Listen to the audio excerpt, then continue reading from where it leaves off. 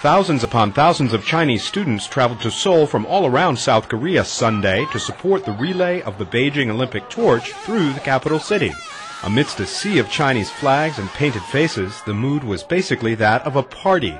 But this crowd also had some political muscles it was determined to flex. We love our China. China is liar. China is liar. CNN also liar. The Olympic torch has been disrupted in other world cities by demonstrators critical of China's human rights practices, especially its forceful suppression of demonstrations in Tibet.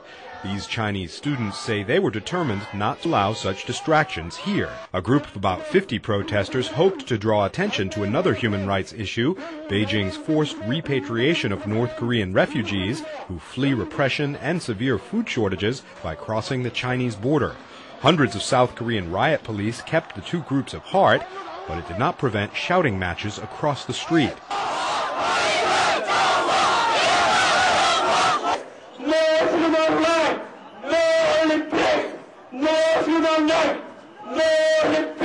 The torch itself was rapidly whisked into motion behind a small army of police on foot, backed by even more officers riding bicycles, motorcycles, and crowd control vehicles. The Chinese students then broke police lines, storming the North Korea protest across the street, sweeping journalists in along the tide.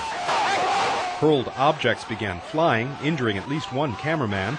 Human rights protesters later displayed a pile of objects they say the Chinese students threw. South Korean Foreign Ministry officials have since complained to China about the day's incident. Two attempts to disrupt the torch in Seoul failed. It reached a Seoul city plaza for a celebration awash in symbols of South Korean pop culture and corporate sponsorship.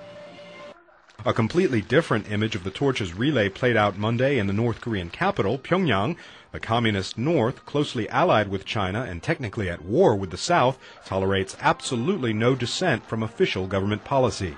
Far from protesting, tens of thousands of North Koreans waved bouquets of flowers named after members of the communist country's ruling Kim family.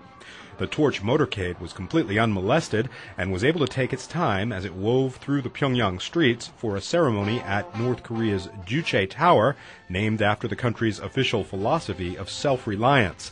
Even before the relay took place, North Korean official media promised the relay would come off in the smoothest possible way. Pyongyang's relay certainly lived up to that promise, giving Beijing officials a rare moment of peace along a very turbulent torch route around the world.